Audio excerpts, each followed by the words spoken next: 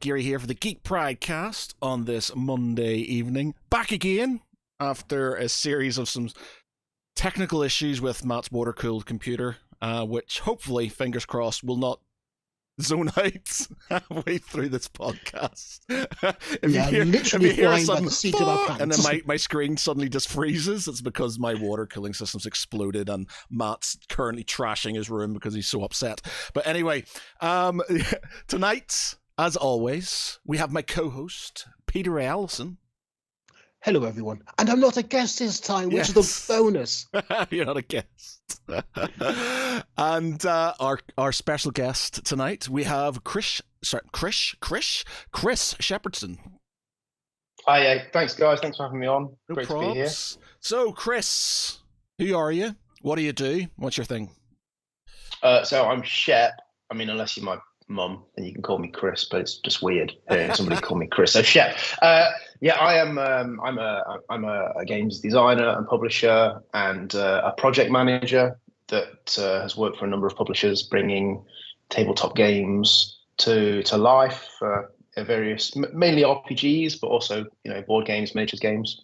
And yeah, I make my own stuff as well. And beside that, anything gaming related is very much up my street. I mean, if you go on your LinkedIn page, you have a long list of credits from Modiphius to Nightfall Games. And yeah, I mean, where did it all start for you? I guess it started. I mean, I grew up in Nottingham. I was born and bred in Nottingham, and I think I've said this before to people as well. But when you grow up in Nottingham in the sort of you become a teenager in the early to mid 90s, you had two choices, and that was like wargaming or gun crime. And wargaming was my pick, right? I got hooked on Games Workshop from a fairly young age. Friends at school, their older brothers were already into it, and we just kind of followed suit. And then I discovered role playing some years later, and eventually I stumbled into a job at Games Workshop head office in my early 20s. I worked for Forge World. It was in sales to begin with, and I was fortunate enough to be able to go around the world with them a little bit to games days in Australia and the US, and sell resin soldiers to people that had more money than sense. And and resin expensive, man. Forge World stuff was not cheap. It was not. It's still not cheap. Yeah, it was very expensive. And I spent a lot of time trying to push myself into the design studio. Get out of sales and start like making games and making rules, and it never happened. I eventually left Games Workshop. And just for the lure of more money, completely different line of work. And, and deep down, it's one of my biggest regrets. I've still got friends that work there now, and I've got a lot of love for the company. One day I always kind of saw myself going back there. But I just went off and I just started tinkering with my own games and messing around with stuff. And over years of just working in a range of different industries, picking up different skill sets, I eventually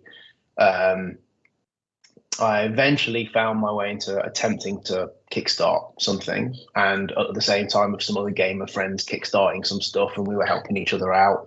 And I ended up going to Essen to help a friend demo his game. All right, okay, wow. And at that show, our stand was directly opposite the WordForge Games stand, and I met Mark Rapson of WordForge Games, and we got talking, and eventually I had some freelance work for him, and then shortly after, he kind of pulled me into the Nightfall Games crew, and I helped polish off Slay Industries first edition and move into second edition.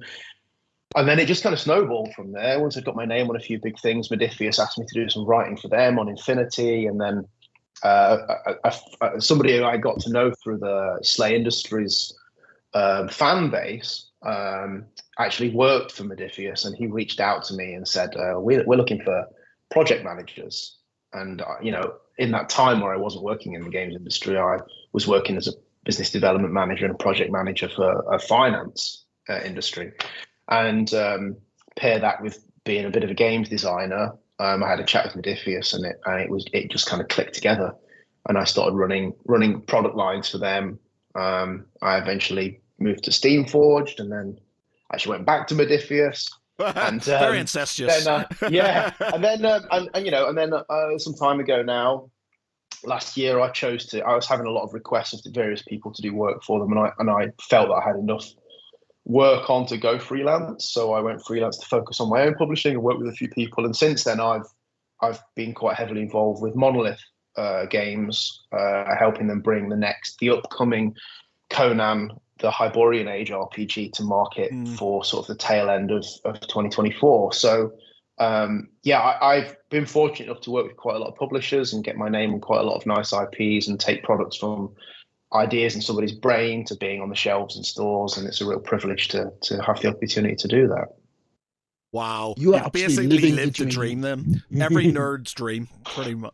Every nerd's dream, yeah. Every I mean, like it's great, it's great being able to work on some great IPs and on the sideline have my own little publishing thing where I can just kind of create passion projects and put my own stuff out, like I make 50p, but it makes me happy because there's 12 people in the world that put my game on the table. There's that side to it where I have that little creative release on the side, and then a lot of my work on games now is very business related and less creative, because I'm helping publishers pull a team of creatives together and get them to focus on the task and deliver to budget and on time. And but when you get to the end of that road and the book comes from the printers or the game comes from the printers, it's a real buzz. Like it's a great process to be involved in. Sorry, Pete. People all think about, when people think about games, and they think on creating all the different monsters, starting up things, the character creation system, the mechanics. They don't really think about the whole management side of it, which takes probably just as much time as anything else, if not more so. Yeah, a huge amount of time. I like to say that project managers are the unsung heroes of the games industry. Like, everybody knows the designers, the names on the boxes and the names on the book, and like they're the rock stars that come in and put their feet up on the table, and they only get to do that because people like myself are slaving away in the background, making sure all the wheels keep turning. But like I say, I'm kind of privileged in that I've worked as a games developer on a couple of fairly big things. I designed the S5S rule system originally for Nightfall Games that worked on Slay Industries 2nd edition, and now in Terminator. Ben Graybeaton's taken over the helm of developing that going forwards for Nightfall Games, so I know that's in really safe hands. And I obviously do my own development as well. And that side of things, the creative side of things, is really fun, right? Be able to sit back and go, I'm a games designer. It's a great thing to be involved in. But inevitably, the thing that takes it from constant noodling and constant tweaking and constant changing and just sitting on as a kitchen table game and makes it a reality is the project management process that takes it through, writing, editing, proofing, graphics origination, layout, like print preparation, manufacturing, fulfillment. Like it's a pretty painful process for anybody that's even run a Kickstarter, let alone been involved in a large IP. It's not a quick process, and sometimes it's about admin and red tape, but it's a vital process, and that is unfortunately how all games come to market through, all the big publishers. It is a time-consuming process. I have to sort of agree. Like, we have project in my job, so I'm a product manager for my work, and we have project managers. And I was like, when our project manager first came on board, I said, I don't need this person.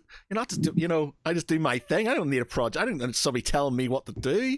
And I'm really glad that I've got somebody telling me what to do, because it's like, they are there basically finger on the pulse, kind of going, you need to do this. This needs to be done in time. This needs to be done. You need to make sure you're doing this, this, and this.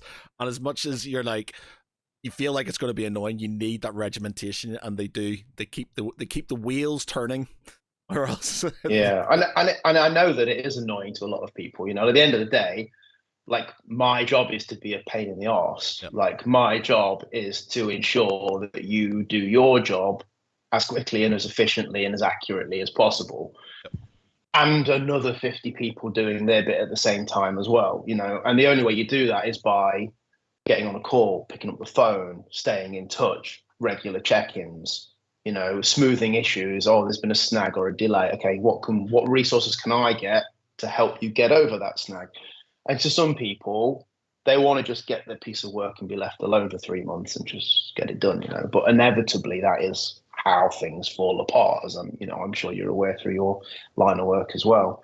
So yeah, you know, like, it would be wrong to call project management fun. Like, I don't think any project manager would describe the job as fun, but you know, it's essential. Yeah. And it results in more games being there, and we all like games, right? Like, that's why we're here. So, I mean, I've got the Terminator RPG on as PDFs from I think from the website, and yeah, it's it's beautiful. It's a great piece of work, and yeah, it really brings the kind of world of Terminator to life. And yeah, it's like, when you kind of approach it, I mean, how do you approach developing a game like Terminator? It's yeah, well, for Terminator, I was effectively the rules developer. So what happened with Terminator is I was involved with Nightfall Games at the tail end of Slay Industries' first edition. I helped complete the final book, which was the big Cannibal Sector 1 hardback. And then I was part of that business as we moved into second edition, and I did the rules development for the new system that was used in second edition, which is the S5S system, and a bulk of writing in the core book as well. So I moved on from Nightfall Games to Modiphius around the time that the second edition hit the shelves. And then the next IP they picked up was Terminator. So what I did as a body of work for them was to take that core system that was developed for Slay Industries and tweak it to be, I Terminatorized it, right? Like, I altered things that were thematically Slay to be more thematically Terminator, whether that's equipment, whether that's the way that the Slay Industries dealt with ratings points for the media, and they're like fate and fortune for Terminator. So we adjusted things and developed that system so it was nice and thematic. And then the rest of the development of that book was handled by Nightfall's other team. So I just concentrated on the rule side of things. Yeah. And then that was handed over to Mark and Ben and Dave and Jared. And that team did a phenomenal job of finishing that book. You know, like, the content in this, absolutely brilliant. Yeah, but also baking the themes into the rules is a lot easier said than done. I mean, there's a lot of systems out there that just feel very bland. It could be like, it could be used for any system, but you look at, say, like the Terminator or the V5 rules, which have like the hunger mechanics, which is kind of thematically baking in the overarching, I suppose, atmosphere of the game. And like, yeah, it's how do you do that? I mean, it's to say it is one thing, but actually mechanicize themes. Yeah, it can be tricky. It's really easy for a publisher to just think like, you know, I'll slap 5th edition on it, or, you know, we'll just use Savage Worlds, or we'll use something that's kind of like a pre-written system. But I'm a really big advocate for investing time in bringing together the theme of a game, you know. And when I've worked with publishers recently, and there are a couple of RPGs that we will hopefully see coming to market 2025, 2026, that I've been involved in rules development for, and I've been fortunate enough to be able to steer publishers away from just slapping 5th edition on a game. Yeah. The easiest way to discover theme when you've locked a core mechanic in is just to really engross yourself in whatever the setting or the IP or the atmosphere is. You know, like, Terminator has so many sort of quintessential elements to it, like the oppression of mankind, a concept of fear, a constant feeling of urgency that anything could happen at any minute. And the idea is to really cotton on to what those core themes of an IP are. And when you found those, it's about trying to work out what ways you can relate those to a dice mechanic or a narrative mechanic within a game. And so, you know, with Terminator, there's a large part of destiny, fate and fortune, and taking the future into your own hands. And so we looked at injecting like a meta currency that allowed you to evoke those feelings of being able to like not only enact things that kind of twist the fate of outcomes, but also that feel really cinematic. Because at the end of the day, the Terminator is a cinematic universe. And it's the same deal with other stuff. I'm also fortunate that I've just finished a large piece of work that's an RPG based upon a very successful board game that already exists. And basically spending like 150 hours playing the board game, it becomes impossible to not think, okay, here are key points from the game. These are the feelings that it evokes. These are mechanics that are translatable to an RPG, and you can inject little things that immediately make it feel very in keeping with that board game product. So there's lots of ways to go about it, and inevitably it takes a bit of time and a bit of investment and a little bit of creativity. But yeah, that is arguably one of the most fun parts of games development, is being able to inject thematic elements, to any system that you're working on. Yeah, and I find it interesting that you've pushed back against 5e, because there has been a push of having a 5e rule system out there. Even like I know games have actually been released which have had their own system, and then a year, 2 years down the line, they've had the 5e edition released using the 5e OGL, and it just feels a bit really, and it just feels there's an argument which is like, oh well, more people know the D&D 5e system. Yes, they do, but they can learn another system. It's not hard. It's been a big. Sorry, go on. I was going to say, Joe Manganiello had a bit of a rant about the downturn of D&D 5e recently. Actually, I think comic book. Yeah, he had an interview where he was basically saying it went downhill when they got rid of what's the guy's name? I'm so bad with names. Yeah. But the guy who basically invented 5e, when they got rid of him, things just sort of have started downturning, and all the crap with the OGLs. Yeah, I mean that caused a bit of an exodus, which they did take steps to correct that kind of questionable judgment call. And the thing with 5e is it's an easy win, right? There's a market for it. There are a lot of players out there that play the world's most popular role-play game, and there are a lot of people who are a little bit afraid to dip their toe a lot deeper. That's what they know. It's what they've played. It's what they love. It's very easy to pick up a new setting if you don't have to learn a new set of rules. And so for a lot of publishers, from a business perspective, it makes perfect sense why you would want to go with something that is likely to sell in the marketplace. We are in a weird place now, though, where we know that kind of 6th edition is kind of in the pipeline, and we don't know whether the love of 5th edition will grip it so tight that people will just kind of not really move on to 6th edition or not.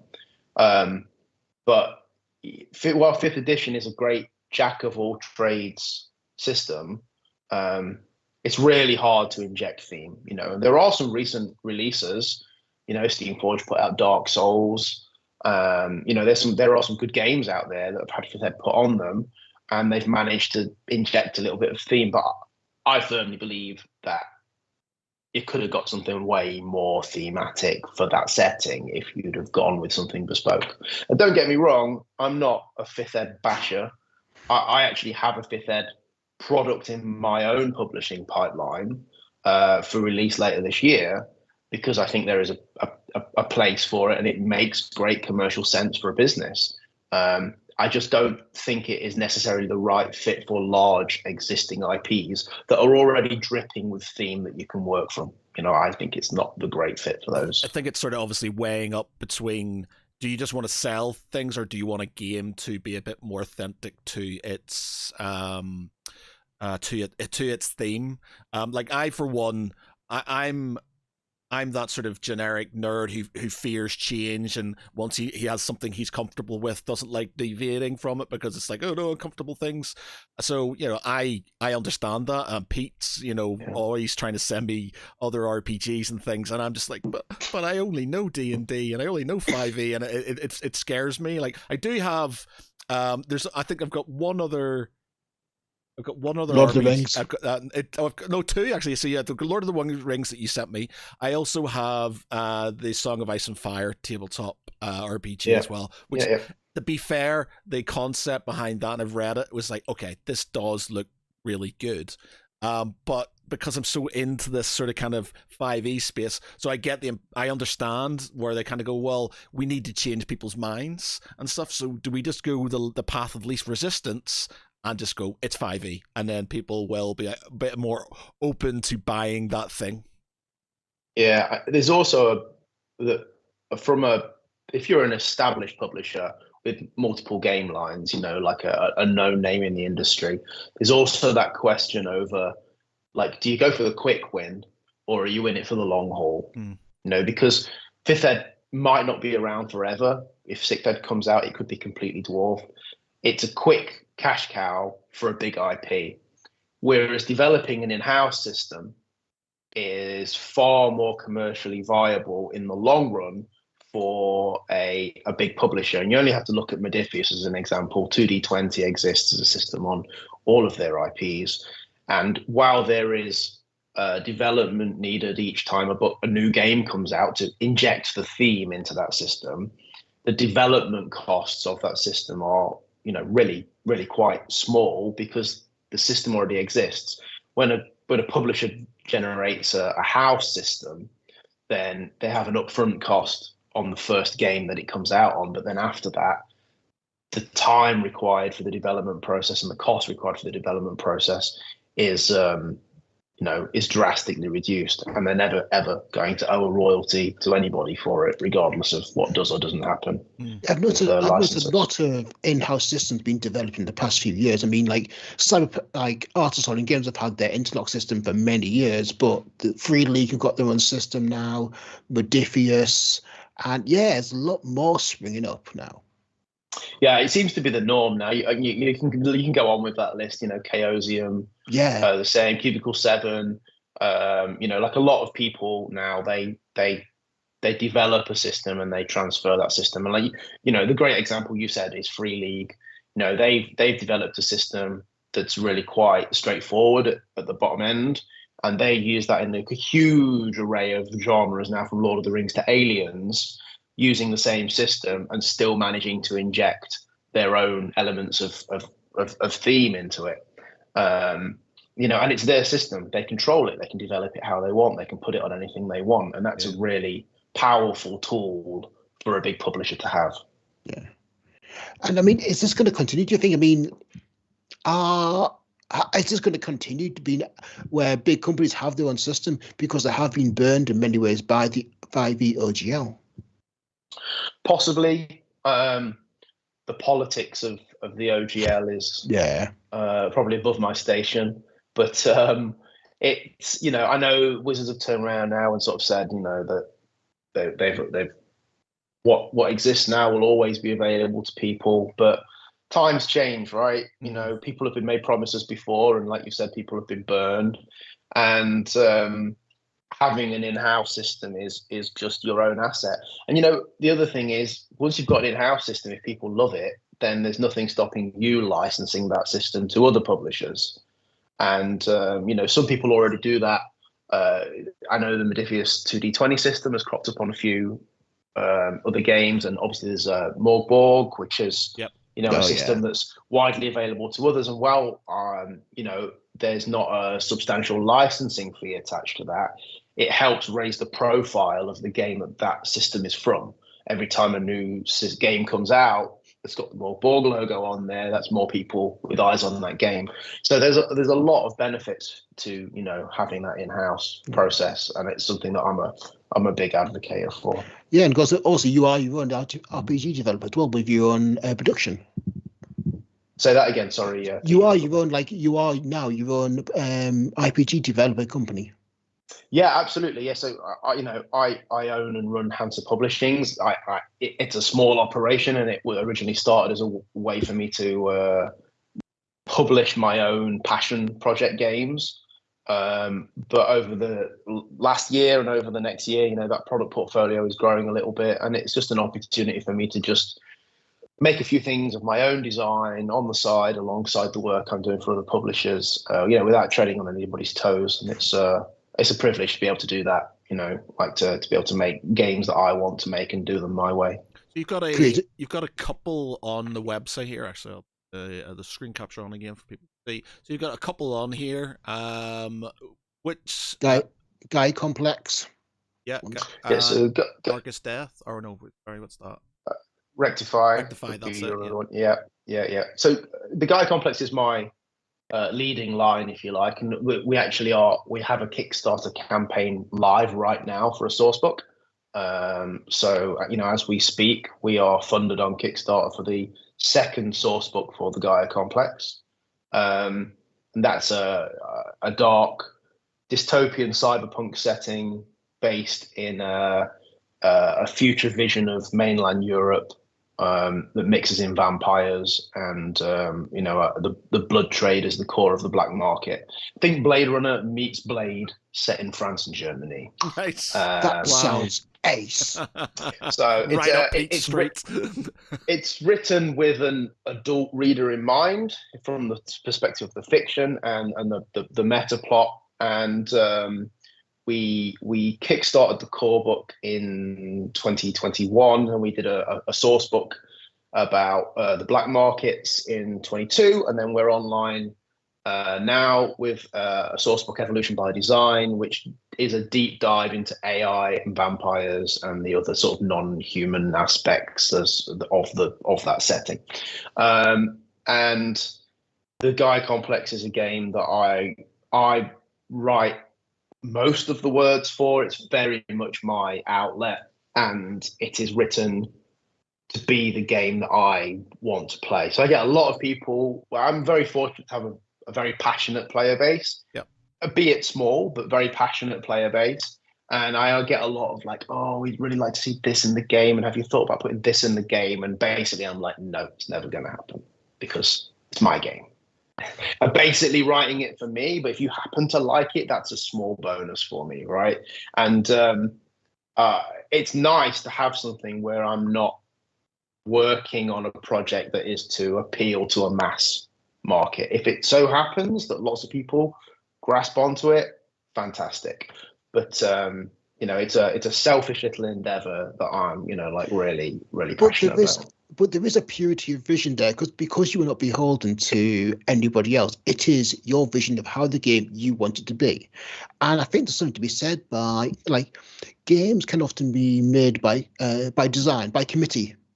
Yeah. Designed by committee, and it dilutes the purity of the vision there. It just feels very bland when you kind of got one person or just a few people working in this core team to kind of push a project through from start to finish. There is that kind of purity of the game there that kind of just harkens back to the initial idea of let's do this game, and then they've done it rather than being kind of filtered out. And yeah, absolutely. I mean, the bigger the team, the bigger the publisher, the bigger the IP, the more people there are to satisfy. If you're working on, a large IP, you not only got to satisfy the people at the publisher that want to make the game and the developer who wants to be happy, that you might also have the IP holder, maybe the person that wrote the original fiction that it was based on, maybe a movie studio, like that all scales. I worked briefly on Dune for Modiphius as the line manager for a couple of books, and there are a lot of people to appease along the process. It has to get ticked off by the movie studio and then ticked off by the IP holders and their lawyers and everybody else. Not having that process is a joy. At the same time, even a large publisher that isn't working on a licensed IP, there might be 3 or 4 people in the management structure of that publisher who all want to put their imprint on a game, and it can be really hard to include everything that everybody wants without the game feeling like it's just kind of at odds with itself. When you're a one-man show with a couple of people that kind of guest write here or do a piece of art here, it's really easy to just go, here is a piece of fiction that describes the world. Here is a novel that I've written. Here is whatever it is. I'm just going to turn that setting into a game world. It just becomes far easier to do that. And I've been fortunate for most of the time with the Gaia Complex to work with just one artist as well, who it has become as much a passion project for Jesus Blones, who is a phenomenal illustrator who lives in the US. He used to work a lot on tabletop games, but he's now pretty much full-time a tattoo artist, and still does the Gaia Complex artwork along with me. As like, it's our kind of shared passion now. I write stuff, I create the world, and then he kind of reads that world, and then he kind of creates the visuals, and we bounce off each other. There's not lots and lots of different art directors involved. There's not lots of different artist interpretations of what something might be. We work together really well. And so our books are very visual. We have a very high art density and a very high standard of artwork. It's beautiful. The artwork is very beautiful. And that's the one thing we've said this a few times is, like, a lot of these RPGs, even if you're not gonna play them for a while, they just look good on your shelf, even just to flick through, for the artwork and the lore and stuff like that as a book in its own right are amazing. That's I have the Lord of the Rings one Pete gave me, and some of the other ones I've got. Beautiful stuff. So yeah, I mean, look, I've said it before, I'll say it again. Great art sells games. Plain and simple, right? If a publisher skimps on an art budget, they'll regret it. Like, if they put the money down to get great art, then people will notice it. People will comment on it. People will love it. Like, art sells games. And, great games sell games. Great content, great written content is very important. But more often than not, you can find some phenomenally written games with great rule systems that never see the light of day because they don't stand out on the shelf, and the marketing is a bit dry, and like, the visuals didn't grab people. Right. You see a stunning book cover on an ad on a Kickstarter page, and people are far more inclined to give it a glance. And from flicking through books, right? Yeah, loads of great art makes you smile. Yeah, 100%. Like,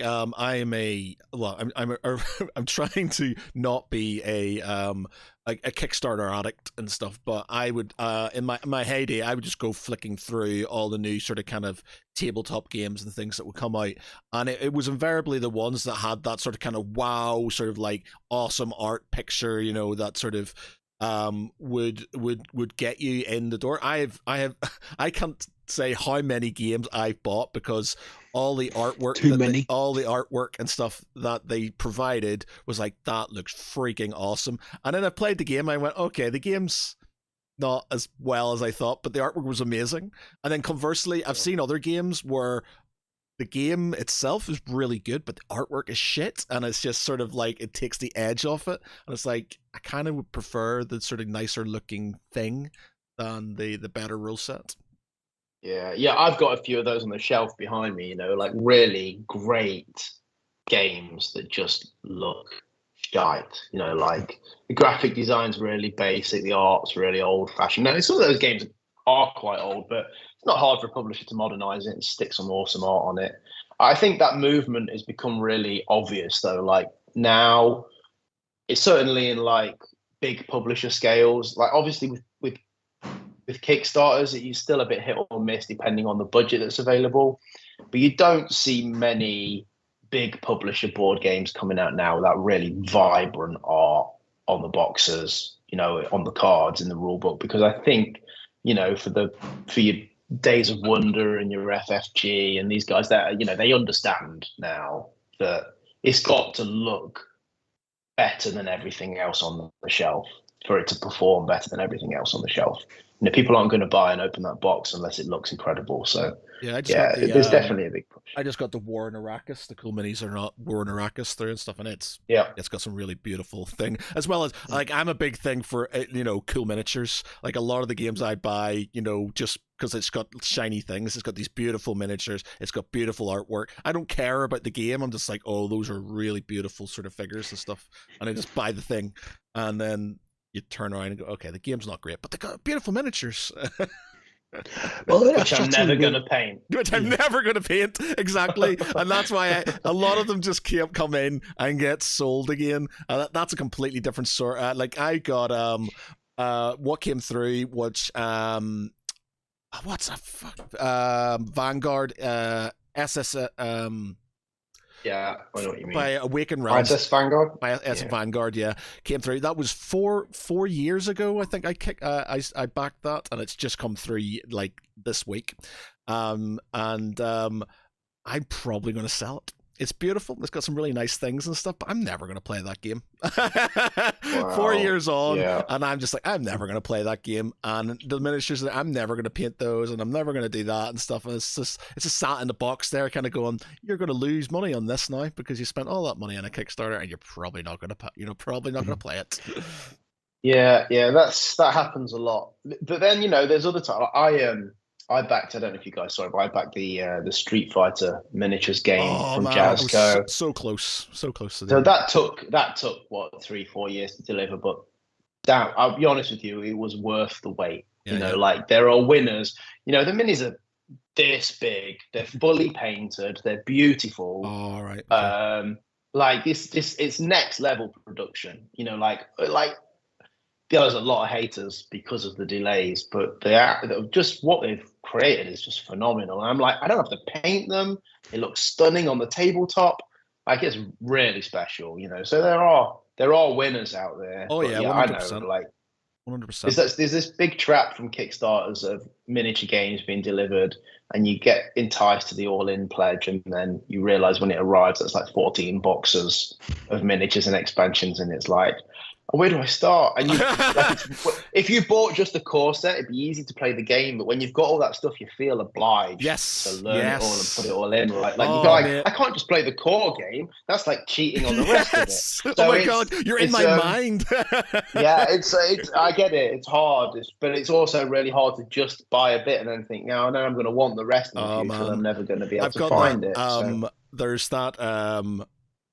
Song of Ice and Fire Tactics that's being released at the minute, and I'm so close. I've not backed it yet because I really love the Song of Ice and Fire tabletop game. I think it's a really good rank and flank game. Yeah, it's a really good game. I've got there's a shitload of it over there, but I'm trying not to buy the awesome dragon. And the thing, I'm like, the awesome dragon, which will sit there and probably not get painted for ages, and then I'll feel guilty because it sat there and not got painted and stuff. It's like the Joan of Arc.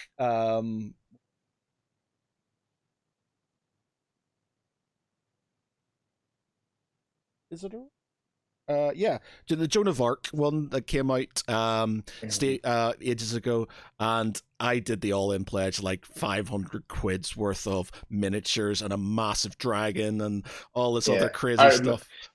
I remember the dragon mini for that, and I almost did the same thing as you. But I managed to persuade myself not to at the last minute.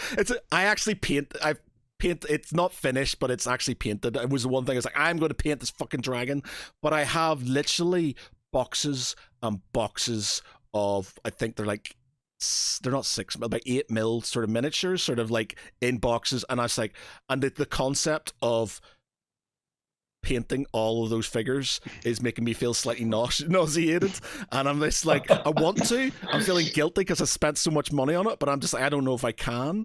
And it's like, it's getting to the point where you said, where they come painted. Like I've got Star Wars Armada and Star Wars X-Wing and things. They come made, they come painted. You can put them on your shelf and feel good about them. Even if you haven't played them for ages, you don't feel guilty because they're there and they're looking pretty and they're nice. Whereas I've got a big box of plastic crack that the pile of shame that makes me feel guilty every day because it's sat there doing nothing.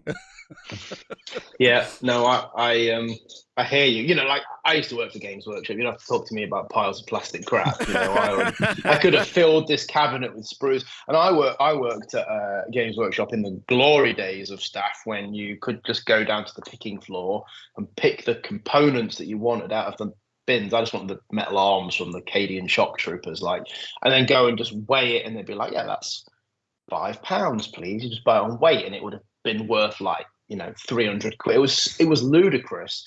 Plastic sprues were like 50p each, so that's like a pound of rhino. You know, it was bonkers back then. And you would just be like, well, I'm going to build a tower army. I'll have 6 hammerheads and 12 devilfish. And then you'd be like, when am I going to build this stuff? Yeah. Like it was obscene. Like I had a lifetime supply of Warhammer. And I've got to the point where, you know, just off camera here, there's a display cabinet. If it's painted, it goes in the cabinet. If it's not, it goes in a box in the attic until I feel obliged to paint it and use it and play it. And eventually, I've been able to slim down the amount of miniatures games I'm prepared to buy stuff for. You know, like we mentioned Summerfire, and I have a Free Folk army, and it's now painted. Yeah. And I'm too afraid to add to it, even though I want to buy the giant mammoths. Afraid to buy them because I have to paint them and make them match the rest of the army. I'm like, I can't bring myself to do that. I'll just stick with what I've got. Yeah. You know? I feel you. I was really bad. It's more because I'm ADHD, so I've got massive impulse issues and stuff. So I've just sort of kind of not got a rein. Well, I've got a rein on it because I've been diagnosed. I feel like I know how to control myself a bit more. But I had so many. I had every Imperial army for 40k. I had knights. I had custodes. I had multiple Marine armies. I had AdMech, and then I had some Xenos armies and stuff. I was like, I am never, ever in my entire life, even if I retired now, going to be able to get all these painted and play with them, all this other stuff. So I've now just got my Space Wolves army, which I've had, you know, I've been building Space Wolves since Rogue Trader days and stuff. So it's like Space Wolves is my thing. So I've got them. I've even slimmed that down, and more of it sort of earmarked the Song of Ice and Fire stuff. I had every army. I had stuff from every single army, and I went, again, why have I done this? I don't need all of these armies. I'm never going to play these things. So I've got Starks again because I'm a fan, and I got Lannisters because my brother likes Lannisters, and a few sort of neutrals because it's good to sort of mix your army up a bit and stuff like that. But you just need to pick your battles effectively and go with that and stuff, because it does make you feel slightly sick and depressed because you've got all the stuff that you've spent money on, and it's just not getting used, and you're not doing it any justice. Yeah, no, you know, like it's gaming is an escape from reality, right? You know, it's exciting and it's cool, and when somebody sells you an idea, then you're like, oh, I want that idea too. You know, like, oh, this army is cool, but I mean, look how cool the salamanders look on the tabletop, you know, like I want to have all that green and flames. And then the reality dawns on you that you only get green and flames after you've spent like 450,000 hours painting green and flames. And, you know, if you don't have a family or a full-time job, or your only hobby is painting miniatures, maybe you can do that. You know, I know I've got friends who come home from work and they paint. That's what they do. They paint, and they've got some incredible looking armies, and I'm very jealous. But, you know, like that doesn't work with my lifestyle and job and family. And, you know, like if I get a bit of time to paint now, it's like, this is a treat, you know, and it gets clocked. The family, like, you've had your treat, you got some painting time, I get in the garden, you know, so it's trained well. Trained well. Yeah, it's like I say, when it comes to painting armies, I just have the spray can approach of just put them in a box, spray can the lot of them, and go, yeah, they've all been spray black, they're in stealth armor, job done. The real annoys me about the painting is my sort of painting is I've got friends and I've been to tournaments and stuff, and I've seen armies and I went, and they look like from a distance, you went, those are really well painted. And you have a look at them, and they've literally just sprayed them, added a few highlights, and then sort of maybe put a wash in and stuff. And they look really good. I don't even do that, Matt. Can't do that. I have this sort of like perfectionist thing where each miniature has to be 3 or 4 layered colors. There has to be washes. There has to be stuff. And I get to the point where I can't finish anything because I'm so burned out by the whole thing. And I'm like, I have to do this 50 million times over and over again to get the entire thing. So I do about one model a year. It gets finished, and I'm like, yeah, I'm not gonna do that. And then I feel guilty because if you go to tournaments, you have to have 3 colors minimum, and then you're like sitting there and 3 colors minimum to play, and then you're like, I hate this army because I've been forced to paint 3 colors on it, and I didn't really want to do it that way. And it's I can paint to what I think to be a pretty high standard. You know, I'm never going to win any awards, but it's way above tabletop. Yeah, it's way above gaming standard. But I'm slow. Yeah, you know, like I can get great results, but every piece is like, you know, a professional painter, a really good painter, like the amount of time that they would spend on their Golden Demon entries is what I would spend on your typical Space Marine. And that's a real problem when you've got to paint 50, 60, agreed. 70, 80 models, right? Like, so I'm kind of the same now. I'm more of a like paint feature pieces, big monsters for the enjoyment of it, and don't really force myself not to buy rank and file stuff anyway. Yeah. I have a couple of playable 40k armies that are done. And then we've got loads of X-Wing stuff. It's pre-painted. I've got an Infinity army done. I've got a Song of Fire and Ice army done. Now I'm like, when I paint for the joy of painting a beautiful dragon or a beautiful model. I just can't bring myself to start a new army for something. Yeah. Definitely get more enjoyment out of I've got all of the stuff that I've got painted, and I'm kind of happy enough to be painted is bigger models, because you feel like you can focus a lot more time on that. You're not having that dread of like, I have to do 10 of these, and like it's just that one centerpiece model, and you feel a bit more comfortable doing it. So all the things that I've got and I would say are finished are either a diorama or a bust or like a big monster and stuff like that, and I'm like, yeah, okay, happy with that. Yeah. One thing I wanted to ask as well is, you mentioned obviously Hansor Publishing is your thing. Where did that name come from? Why wasn't it just Games by Shep? Originally, it was Games by Shep. Oh. That is exactly how it started. And then I adopted the name Halfwing Games at one point in time. I don't know where that name came from. When I did my first Kickstarter, which was for a little abstract game called Package, which was just me proving that I could publish a game and checking out how Kickstarter worked and, you know, those kind of things. And I actually sold the license, the Package, and the name of the company to another publisher, and they just took all the stock and took the name, and I moved on and went back to Games by Shep. But when I interestingly, so the name Hansor Publishing is a meta plot in joke from the Gaia Complex. So the name for the publishing company came after I wrote the Gaia Complex core book. So in the Gaia Complex, in the setting that we were talking about earlier, this, you know, dystopian Europe, there one corporation is effectively acts a bit like the government on an agreed treaty with all the other big corporations, and they are called Hansor Innovations. And they are the company who maintain the AI, Gaia, which is the overseer of the metropolis. So, like, I won't give too many spoilers for people that decide to buy into the game, but the game has an underpinning meta plot, which is not hidden. It's all explained in the core book, the fiction at the end of the core book. But there is a meta plot that involves time travel, that explains a number of the strange paradoxical occurrences in the world, like vampires. Mm-hmm. Okay, so, and in this story, the guy, Frederick Hansor, who is the son of the guy that founded Hansor Innovations, travels back through time to give himself the plans to the AI that will eventually be the founding of the company. Worried that his business partner is going to cut him out, he travels back in time and kills young Frederick Hansor. In order to not die, he travels even further back in time to when he was still alive and disappears. So there was a small in-joke that what he did was he traveled back in time to 2020 and started a small role-playing games publishing company called Hansor Publishing.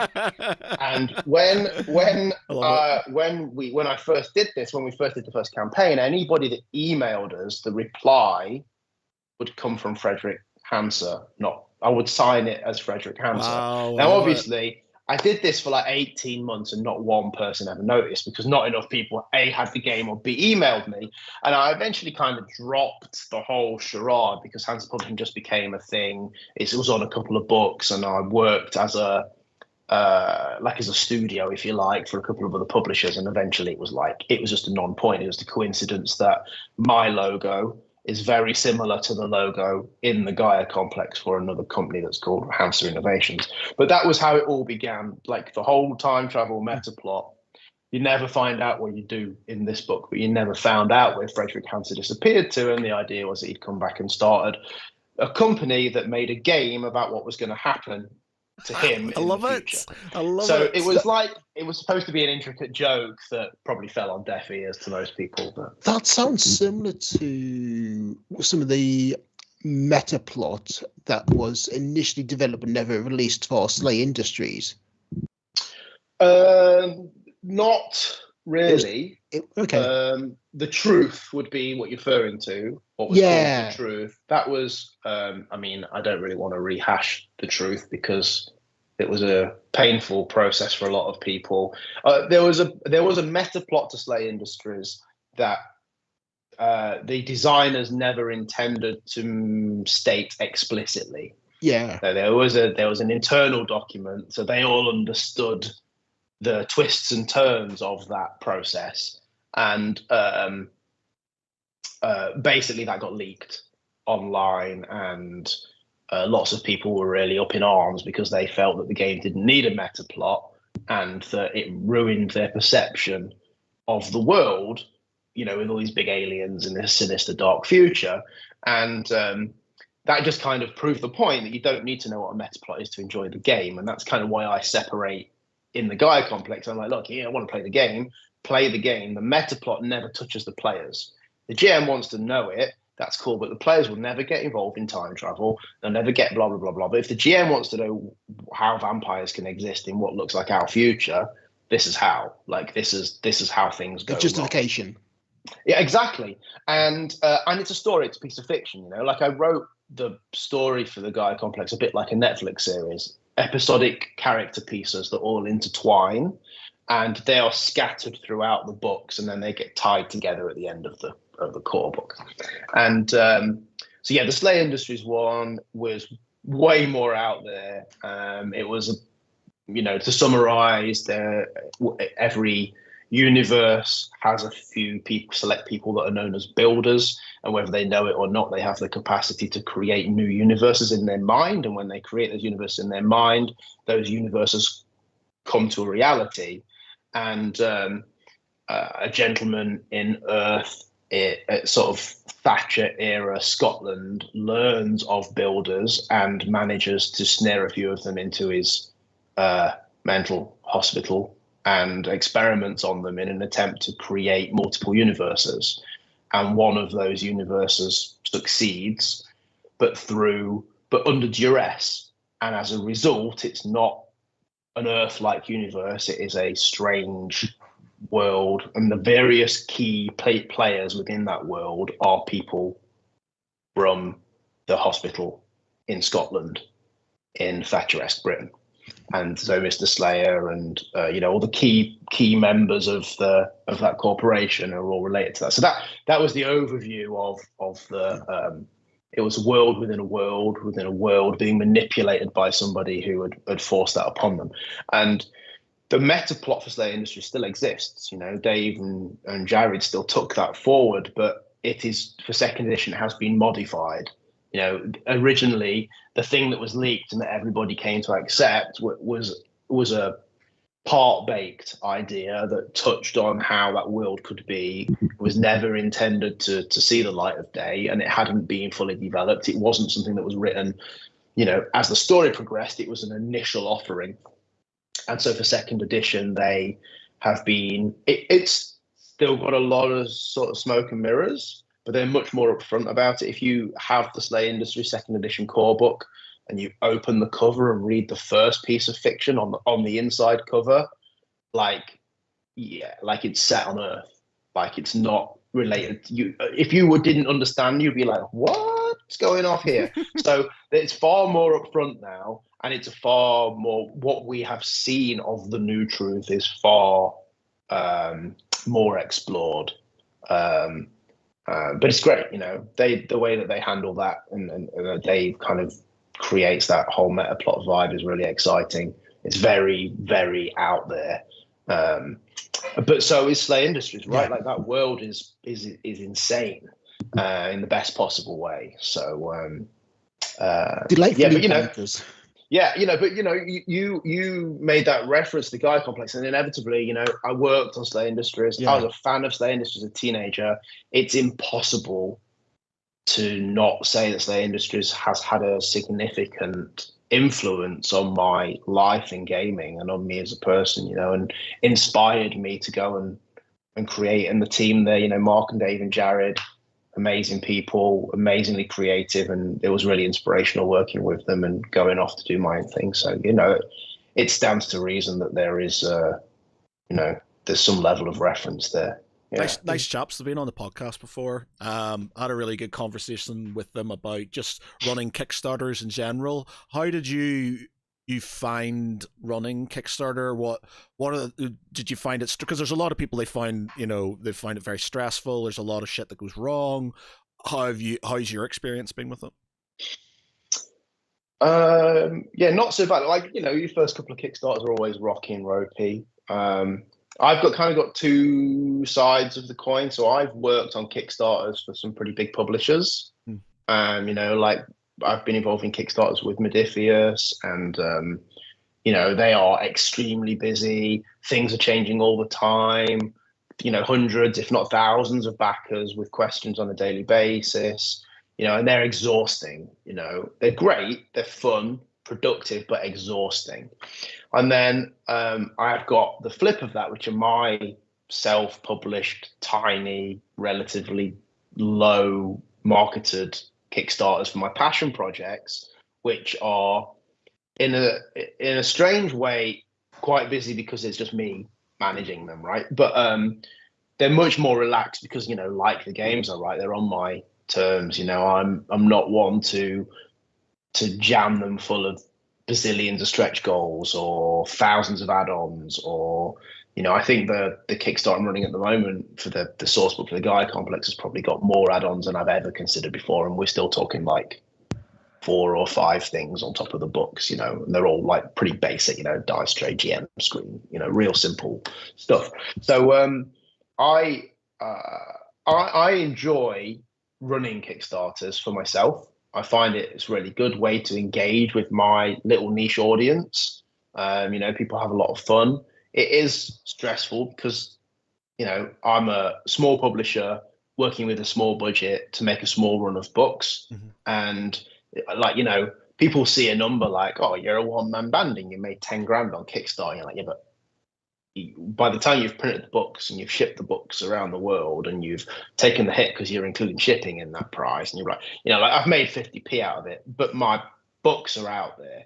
And if I'm really lucky, you know, like Asmodee might buy 50 of them and you might see it in Traveling Man or something, and that'll make me smile. So there's a bit less pressure on my own Kickstarters because I know that unless something weird happened where I launched it, went to bed, woke up the next morning and there was 50 grand on there, you know, like a freak accident, there's very low pressure to my Kickstarters. You know, I have a few hundred backers to maybe 300 backers. It's very easy for me to put some real good focus on customer service. And I get a lot of great feedback about, you know, how well the Kickstarters are run. And that's because I have the ability to have the time and attention to connect with people, answer every query, and that's great. But for bigger campaigns with bigger publishers, it can be really daunting and really hard work. And you also, when you've got that many people, you know, you've got 2,000, 3,000, 4,000 backers, you get a lot of opinion from people. There's a lot of things, I think you should do this, I think you should see this. And you know what, sometimes some of those ideas are really good and you can act on them as a publisher. But when you act on one person's idea, everybody else expects that you should also act on their idea, and it's that surprisingly easy to upset people. Like there's a lot of Kickstarter backers. There's a lot of Kickstarter backers who act. It's hard to tell right behind a keyboard, but people can act quite entitled when they're spending or pledging money to something. And can be quite offended when you say, "I don't think we're going to do that." Sorry, it's a tough one. I've noticed that I don't know. I think I've probably backed like over 80. I'm like, there's a lot. I've backed a lot of Kickstarters in my time, and I'm not too bothered about time. Like I said, Vanguard turned up 4 years later and stuff. The time limit doesn't bother me. It's when there's no communication that sort of starts to annoy me, because it's like it when nothing happens, and there's been a couple of them, we talked about it, the Dave and Jared and stuff. It was the Airflix one from Dice Sports, it's an amazing game. When it came through, it was amazing, but he obviously had a lot of problems and things like that. But because of those problems, he wasn't communicating, and that communication caused so much shit to go down because there was no communication and stuff. And that for me is a big bugbear when it comes to Kickstarters. I don't care really, within reason. I'm not too fussed about time. It's a present to my future self, effectively.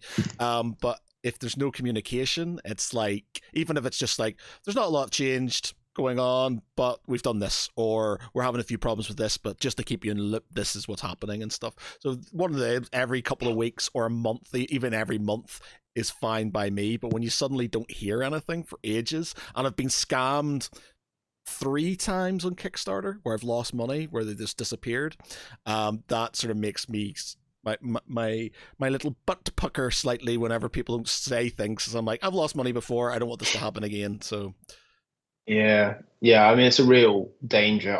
I have a really strong feeling about Kickstarters, and like I said, my Kickstarters are pretty small. We're not talking about big profit things. For myself, I don't take something to Kickstarter unless it's print ready.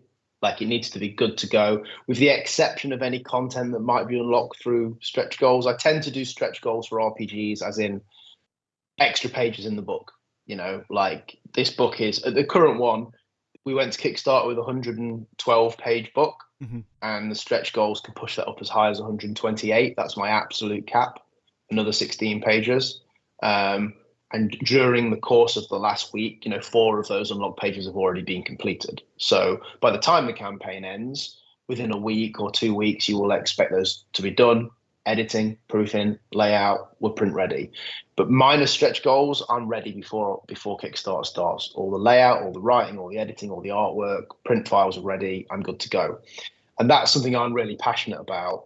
And a lot of publishers are slowly moving to that model. Like, they're ready to print, or they're very close. We're looking at a 90% ready product, as opposed to, here's an idea, give us money, and then we'll use that money to start the process of creating it. That used to be how a lot of games publishers worked, and they have slowly migrated away.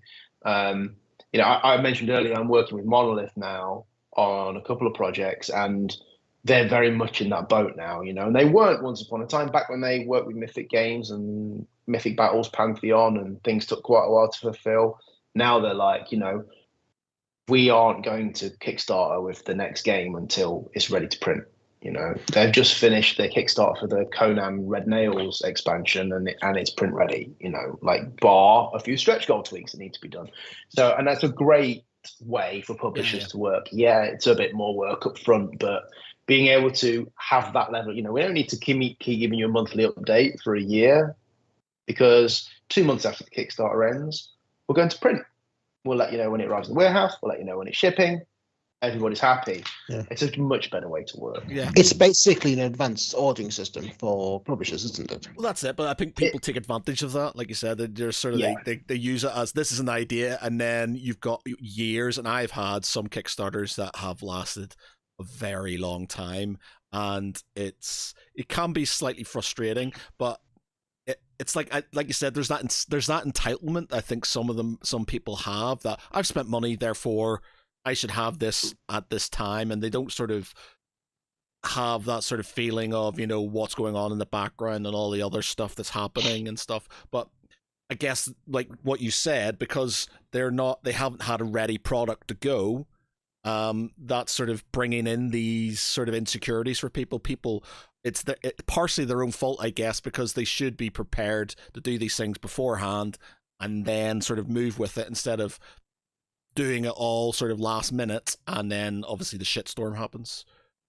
Yeah, it's a real double-edged sword, and it's one of those kind of damned if you do, damned if you don't, because it on one side you're like, okay, we're going to produce this game, we're going to get this game, all the fixed costs paid, we're paid for the writing and the editing and the layout and the artwork, and it's going to look beautiful, and therefore on the Kickstarter we can show off loads of the product and get people excited.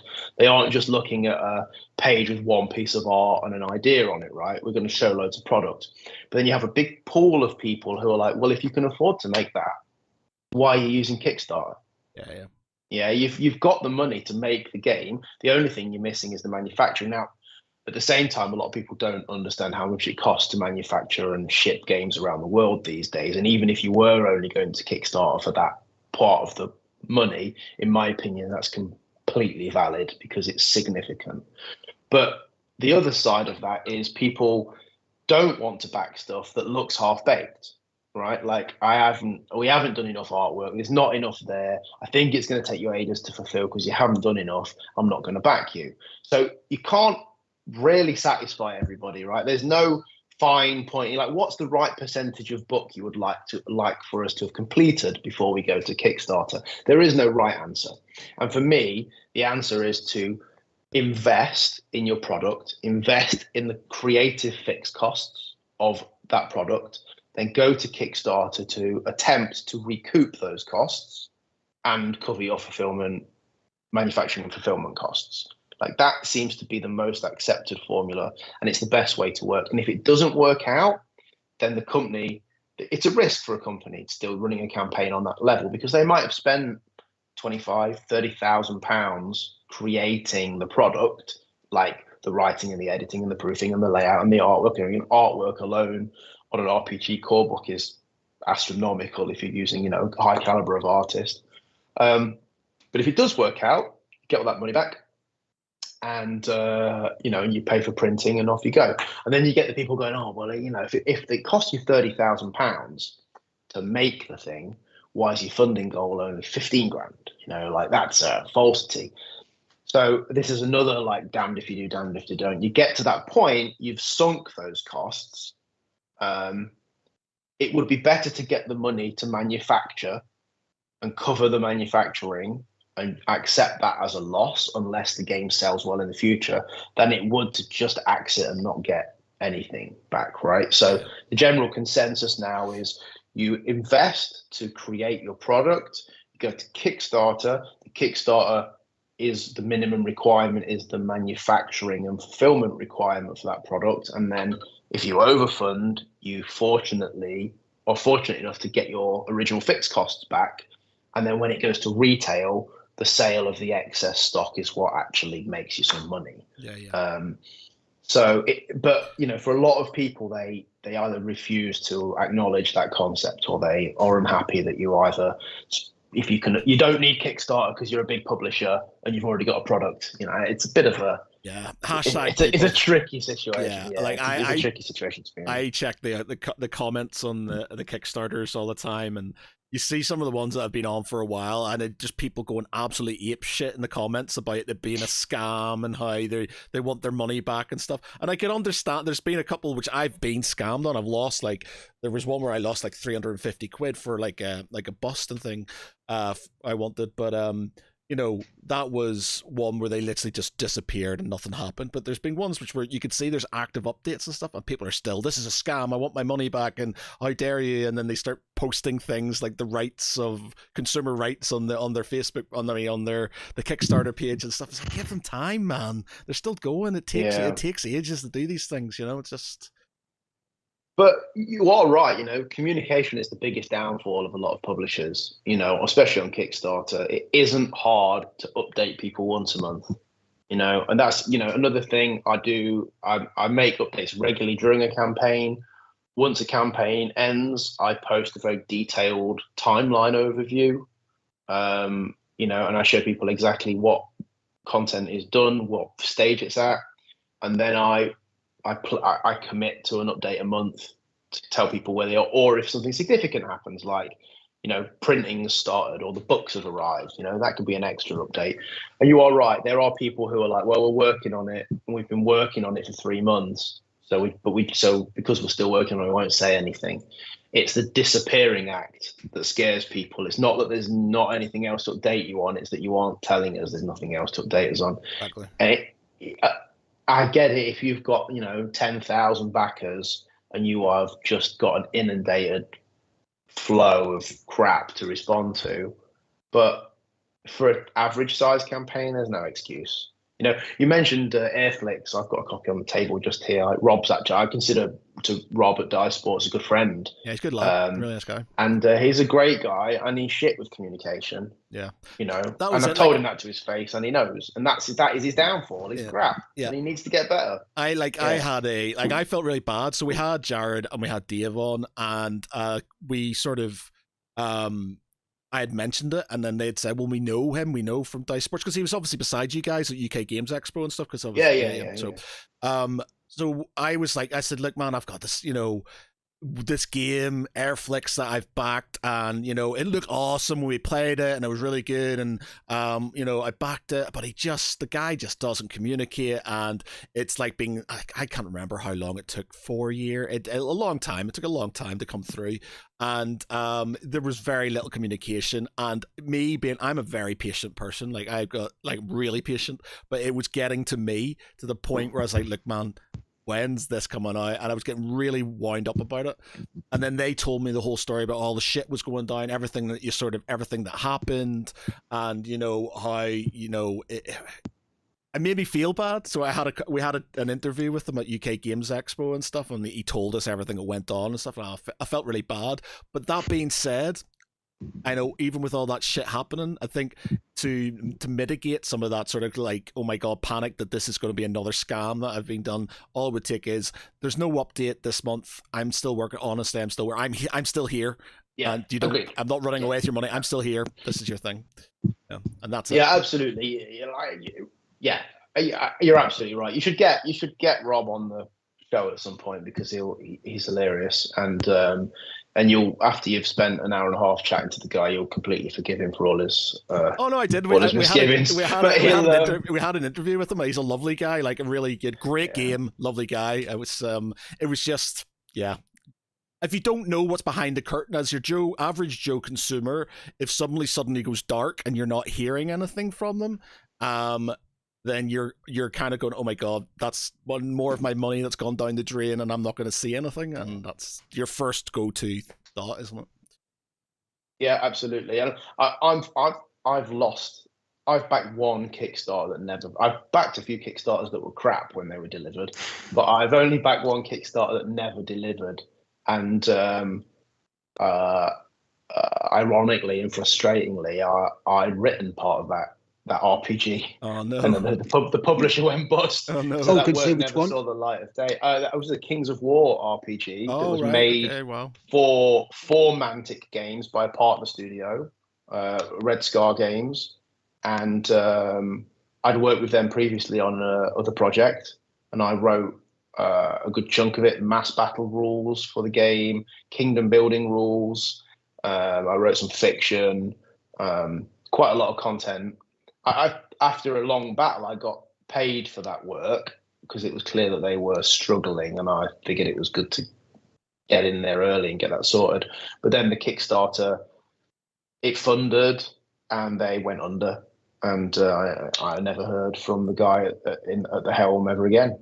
So that was a real shame. But you know, I was involved in the creation of that game, and I backed it. And as far as I was concerned, you know, it was a book that was close to being done, because you know, I was like, do you need any more bits doing? No, it's all in hand now, we're into editing. So it's a real shame that obviously one reason or another it didn't come to light. So it's always a risk. Yeah, it always happens. I mean, I backed one game called there's Egyptian themed cryptex.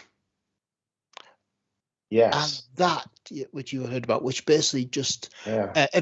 the company went under and another company came in, bought the assets up, and actually just said they just did a complete inventory, right, and worked out this is what we need to kind of basically get the games to. The games have been made. They were just stuck in storage in China or wherever. And basically this company came in, bought up the assets and said, right, we will honor the original Kickstarters, but it will mean paying an extra delivery charge to basically send them to you at cost. Mm-hmm. I backed Yeah.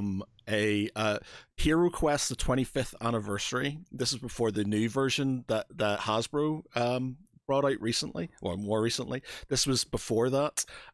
It came on the Kickstarter, and it's like, we're bringing out Hero Quest 25th anniversary. And I was like, oh my god, I'm all over this. And I backed that, and it got taken down from Kickstarter because of licensing issues. So it got brought up on is Lorenzo, or it's a Spanish, it's like a Spanish Kickstarter type thing. Yeah. And I was like, okay, I'm still in, if they can get it in Spain. It's 10 years. It's been 10 years. It's going to be the 35th anniversary of it soon. And apparently it's all made. And they're still saying, like, you don't hear very much from them, but they're still saying it's still going to be made. They've gone through, they apparently made an agreement with Hasbro over it. Yeah, that's still going. And there's a Facebook group about it. And, like, it's literally just them ripping shreds out of this. They're called the company's called Game Zone, and there's pictures of all the miniatures and stuff being made, and they every now and again you get the odd sort of tippet of something from the new Hero Quest. So what they've done, they get around the whole, it's not called Hero Quest anymore. So they eventually, after some court cases and stuff, they came back and they went, right, if you want the new Hero Quest, you can have the Hasbro version of it. If you want to wait, we'll give you what is it's spelled Quest backwards and then Quest forward, so it's Quest like this, and they've renamed it basically. So it's not Hero Quest 25th anniversary, which would be Hero Quest 35th anniversary next year, I think. It's to Quest or whatever it is, and it's still a thing that apparently it's going to get delivered. And I'm just like, you know what, man? I had the new Hero Quest already. And I said, I'm just going to see how far this goes. I'll just wait, and maybe I'll get to Quest at some point in time and see what happens. Right. Actually, it just dawned on me. There was another. I was in for Alba, the game book from Inside the Box. Oh yeah, we did Cryptex. Yeah, so you said Cryptex, and it dawned on me they had like 3-4 outstanding Kickstarter campaigns at the same time, and they went pop. Now, obviously, that has been purchased by another publisher now, and they are doing their best to bring a couple of those games out, but Alba appears to be dead in the water. Like it wasn't finished like they said it was. It's not print ready. So basically, every time there's a campaign update, it's like a copy and paste from all of them, and it says, we regret to inform you, this is only worth reading if you bought one of the other games as an add-on. There is actually no progress on Alba. We're really sorry. That game's never going to happen. So, yeah, I mean, it was a game, but it was a kind of like future version of Choose Your Own Adventure, I suppose. But it was like, if you read through the spec of what they were suggesting, it was, it was going to be like a Royale-sized book, like bigger than a novel, smaller than an A5. It was going to be something like 500 or 600 pages, and I'm like, you can't bind that. Like, from a manufacturing perspective, that's going to be barely impossible on printable color paper. Like, that book's going to be like an encyclopedia, but like the spine won't work. It doesn't make any sense. Like, I think the reality of what they had, the monster that they had created, just kind of crushed them under the weight. And but yeah, I don't think I'm ever going to see a copy of that, which is a shame. Yeah, it sounded like a good idea. Yeah, it's the one that I lost the most money on. I'm sure I can find the name. But it had. Sorry, Karen, Pete. I was going to say, I mean, obviously you own your own company. You do like design for companies. You're also married with family, children. What do you do to relax when you can relax? What does that mean? Like Wanted to relax. I I mean, I would say I play games, right? Like Yeah. games that I'm not working on. You know, like I'm a gamer. We're a family of gamers. I'm married. I've got two now teenage boys. The younger of the two was 13 last week. But we also have a 1 year old who is not quite at the gaming level yet, but give me a couple of months. And like we're a gaming family. We play games a lot. Like most days, a game of something happens, even if that's just like a quick blast of Seven Wonders Duel or a huge game of Star Wars Rebellion. Something happens in the house that's gaming. And my boys are now, you know, we started board gaming with them when they were sort of like 6 and 7 years old. And, you know, now they're 13 and 4. I mean, by the time they were, I don't know, like 9, 8, 9, they were playing things like Star Wars Rebellion on their own. You know, like we created little monsters, you know, and now, you know, by the time they were, I think, 10 and 11, the youngest one won he placed a Netrunner event, you know, like, you know, they're pretty competitive gamers. Yeah. So I'd like to say gaming is a way to relax, but if I'm being completely honest, I'm always analyzing gameplay. I'm always thinking about work when I'm around games. Now I love what I do, right? So there's that whole expression, you know, if you do what you love, then you'll never work a day in your life. I do work days in my life, and I am knackered at the end of them. But you know, I have other hobbies beside. I guess music is a reasonably big one. That said, it's slacked a lot now. But I'm a bass player and I produce music electronically. Officially speaking, I have a record deal. Oh, nice. I'm signed to Attipeak Records in France, a project, two-piece project called Wrists. I work with an MC who lives in New York, Nice. and we've got a couple of albums out. That said, we've been promising another album for about 3 years now, and I think we've written one song. So we're kind of on hiatus because life got in the way since COVID, pretty much. But I still, when I'm not writing for that, I still play bass. You know, I'm a huge effects pedal fanatic, and I like twiddling knobs and making weird noises and ambient soundscapes and things like that. So I used to play bass in a metal band, and then I would play bass in a live drum and bass outfit, and then I kind of migrated into making electronic music that's kind of like Death Grips meets, you know, industrial, heavy, nasty, aggressive stuff. Sounds like a band. I went to see a band that supported Pig Destroyer in Sheffield many moons ago, and they were a two-piece of a bassist and a drummer. And the bassist had a million sort of effects pedals, and it was, it was literally this guy would just hit his bass, and there would just be like pure, and then he would just scream down the microphone, and it was like one hit, and all these effects pedals going off, and he would scream, and then the drummer would just hit this dirty sort of like boom, and that was it. And then the guy would scream, and I was like, "What the fuck is going on, man?" It's just, man. Yeah, that sounds like my jam. Yeah, that sounds proper grind stuff, man. I was just like, I have not there. I don't do drugs, so I'm not enjoying this. It's just weird. Yeah, I like, you know, I like pretty experimental stuff. I just like making noise soundscapes. I guess you know, I like one end of the scale. I like really industrial kind of experimental stuff, and at the other end, I like really kind of ambient electronica. You know, and I like making stuff a bit of both. Yeah. I kind of approach bass playing like a bit more like playing a synth. I think if the string, like if you're a musician and you have any idea what I'm talking about, my approach to music is that the strings on my bass are like setting off an oscillator in a synth, but the thing that actually makes the sound are the pedals. You know, like it's the knob tweaking, and that is the instrument. So that's kind of my approach, and it works for me as a bedroom twiddler.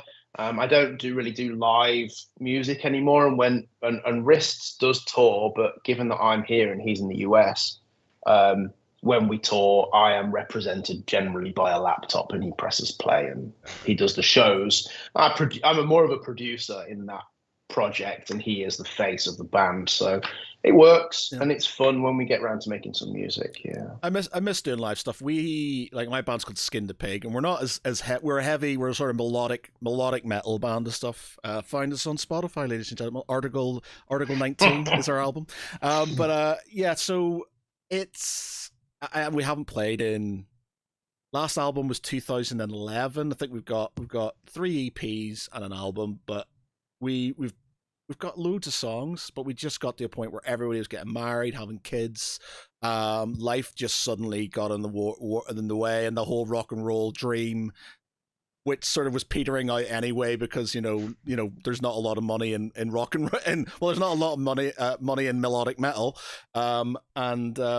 it just suddenly started to die off, and I think around COVID basically finished it off. Like, and that's not to say we've broken up or anything. It's just we haven't played in fucking ages, and it's a shame because I miss live gigs, and I miss playing and having to practice and sort of coming up with new stuff and getting those goosebumps when something new. You're like somebody will come up with a riff and you go, that's fucking awesome riff, and then you just sort of play into it, and you'll just have this sort of like, you'll just bounce off each other and you create something amazing. But yeah, you don't have that anymore. I don't have that anymore, and I'm getting to that point where I'm too old for this now. Yeah, I mean, dude, look at the Rolling Stones. Yeah, I'm like, they're rich, man. Yeah, but if you were if you had to create the Rolling Stones from scratch now, that's a whole different offering, right? Oh yeah, like I have lots of times where I'm like, do you know what? I know some great musicians, and I'd really love to play live again. Let's just get something together. Let's just do some like ambient stuff. Let's make some stuff like Submotion Orchestra or Lamb, or let's go do some cool stuff. Love Lamb. Then I'm just like, love Lamb. Like you said, like I've got 3 kids, I've got a full-time job. Yeah. Family. I'm like, I've got hobbies. I do stuff, games night, play a bit of music. Odd weekend, I'll go play some airsoft. I do some stuff. I do a bit of, jiu-jitsu. And I'm just like, when? No time. The idea of being in a band and going through the writing and rehearsals again for months on end to go and play a gig to 7 people and a dog at the Old Angel in Nottingham. Like, I just can't. I don't think I can bring myself to do it. I'm at the point where I'm like, I don't know, like when 9 Inch Nails say they need a new bass player, and I get that gig, we're in. Yeah. Great. I can't start over again. With a band at. What, I'm older, man. I'm 42 this week. I don't have the time or the effort or the energy or the motivation to start from scratch. The idea is brilliant until the first rehearsal, right? And then you're like, it's a stress. Right, what are we doing? It's just not going to happen. I maybe another few years I'll do a reunion gig. Right when I was in a metal band, we toured a bit. I played some rock stuff, and then would have been about 8 years ago now, 7 years ago, we did like a one-off reunion, and we played Nottingham Rock City. Yeah. I feel like maybe we could do that again in another 10 years. I can just about remember how to play those 8 songs. And it'd be fine. Like I've always said, I feel like, because obviously I'm still very friendly with all the members of the band and stuff, but it's like we keep on going. We should really do this. We have all these songs that we never recorded, and like I'm really happy with them, and it's just like we just never got to do that. And even like those small gigs where it's literally the other bands and their girlfriends can be a good laugh. Like I remember traveling to Wrexham, playing a gig in Wrexham to this small thing, and it was literally the other bands and their girlfriends, but it was fucking hilarious, man. It was a great gig because nobody gave a shit. It was just like, so the other band were coming on stage with you and playing stuff. We did like a Pantera, we did Walk Pantera cover and stuff, so they came on and started kind of getting on. We did a human pyramid midway through the gig and stuff, just having a bit of a laugh. So that's times like that, and then everybody was drunk bar me because I was driving on the way home, and it was just a good laugh. So those moments are what it's all about and stuff like that. You just sort of have to accept that you're never, like we accepted pretty early on, we were never going to make any major money out of it. It was just going to be a hobby and a bit of a flex when we go, yeah, we've got 2 music videos and an album on Spotify, and that's it. That's all it is now. It's just sort of, the memories and those little things, Yeah, like I played some really memorable gigs, and I can relive those and go, oh man, I must do that again. They're brilliant, But inevitably it's just too much hard work. I remember one gig. I used to be in a pretty heavy band called Saltburn. We were based out of Nottingham. We were talking before this call about some great bands back in the day. We were talking about Pitch Shifter coming back for a tour. We used to rehearse with like a load of the same studio as a lot of the Nottingham bands. Like that was Pitch Shifter and My War, Sans and Dilo, like a lot of those, like the bands from back in the day. And we toured and we played a gig down south in Margate at a venue called the Lido, which is literally on the beach. Like you step out onto sand. And we went down on a Wednesday night expecting it to be like awful, as you do when you're touring in a band back then. And it was rammed. Like, so Wednesday night, we found out when we got there, it was like 14 and ups night. Right. And so it was just rammed full of kids that like metal, right? And we were like kind of early Machine Head sort of vibe of a band. And we played this gig, and it's probably the most memorable gig I ever played because it was like, I don't know, 500 people that just going mental for it. And then during the last track, all the lights came on and they literally turned the sound off and they just cut us dead in the middle of the song because some kid had popped his hip out of its joint in the mosh pit and the paramedics had to come in and clear the room. So we were like all on stage like, what? The paramedics are in like, stop. You get this kid out. He was like screaming his head off. So that's really memorable. We toyed with Saltburn, We Kill Kids as an advertising slogan for a while afterwards, but we decided against it in the end. So, good times. That was, 20 years ago or thereabouts. You're getting old when you're thinking, oh, fucking hell, man. Yeah. It's a shame, but it is what it is. Never get old, ladies and gents. Never get old.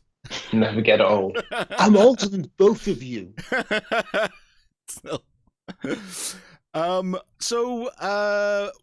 What is you've got a lot of board games behind you and stuff. What is your sort of what's your go? Obviously, with kids, what have you got different go-to games that you would play with your kids and you would play yourself, or are you pretty sort of like as your family? Are you sort of pretty zoned into a certain type of game? Yeah, I mean, where gaming is concerned, my kids are not really kids. They play as, like any adult would do. They're very competitive, and no game is above them now. Like, I think a lot of people don't give kids enough credit in gaming. They've been playing long enough now that they're fine. We get a new game, and they, ironically, the older of the two is definitely generally down for a heavier weight games than I am most of the time. I would say on a personal level, like my favorite tabletop game of all time is definitely Android Netrunner. Wow. There's something about the design of that game which just feels right. I used to play quite competitively. I played in European Championships and it wasn't necessarily any good, but I took part. Netrunner's a card-based game, isn't it? Netrunner's card-based. It's card-based game, yeah.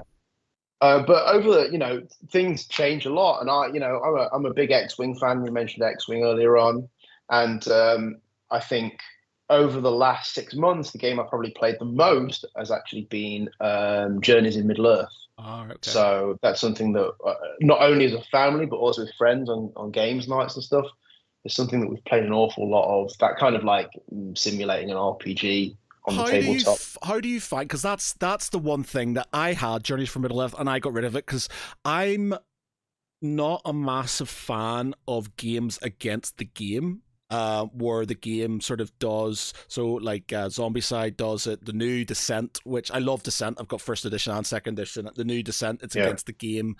There's no agency, like there's nobody fucking with you if you're like a dungeon master. So like in the original sort of Descent, you had an overlord, and obviously in other games like Hero Quest, or like you have an opponent who's sort of kind of you got like a battle of wits. Whereas when it's kind of against the game, it feels, I don't know, it feels like, well, if I wanted to do that, I would just play a computer game. So I can't get my head around games like that, and that's why it kind of turns me off slightly. What would you say about that?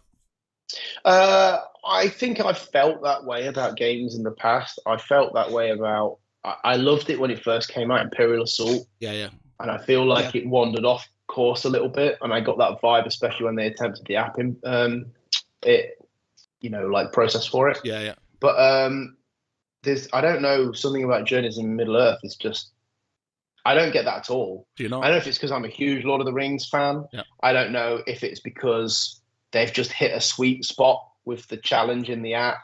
I don't know if there's something about that game to me is, and this is not something I would say very often, is as close to perfection for a cooperative game as I can imagine. Like, I think it's phenomenal.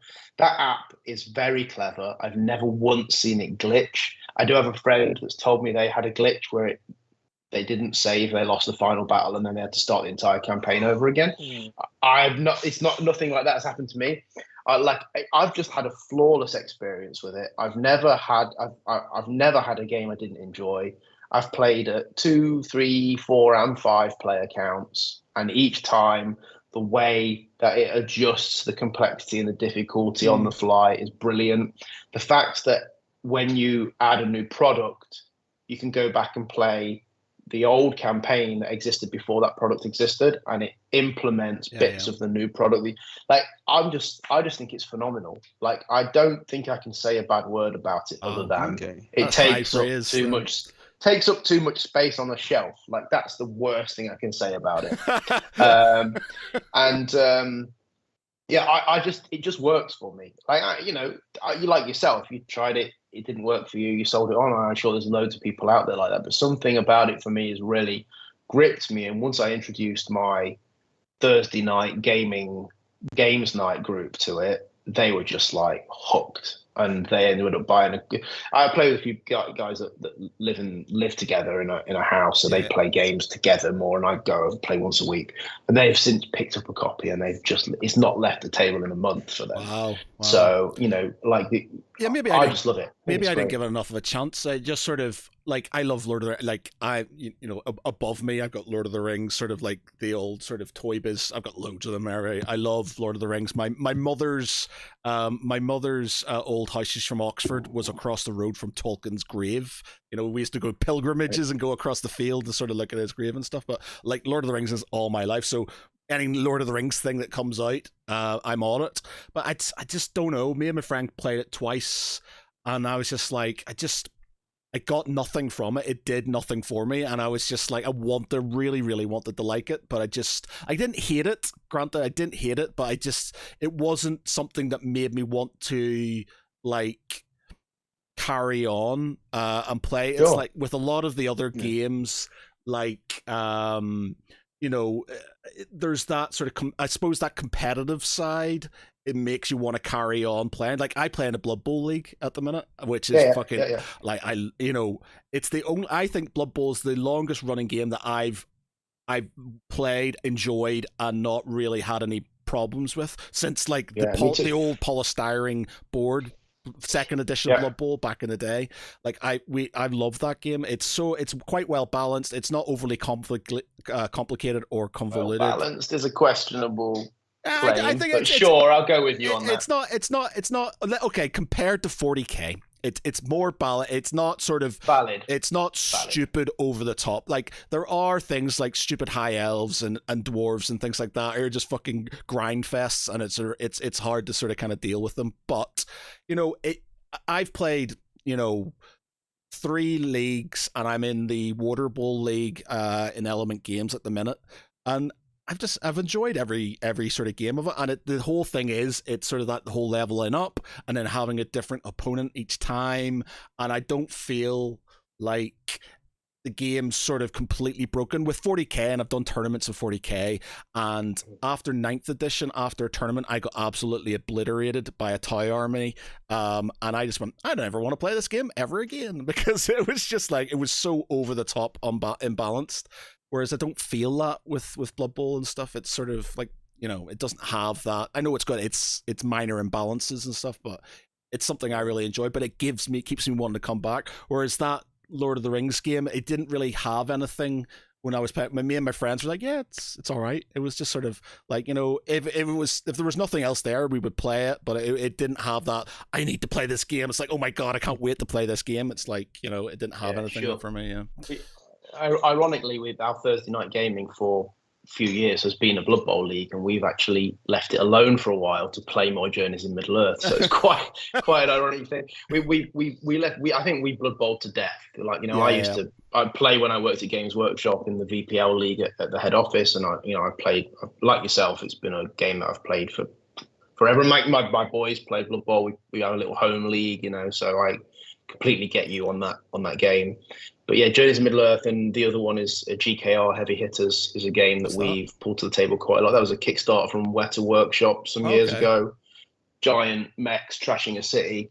It's hit the table again recently. Like phenomenal models, ginormous buildings, and really, like, it's really hard to find now, but it's a real like beauty of a game. Did you ever? We've got all the. Sorry, carry on.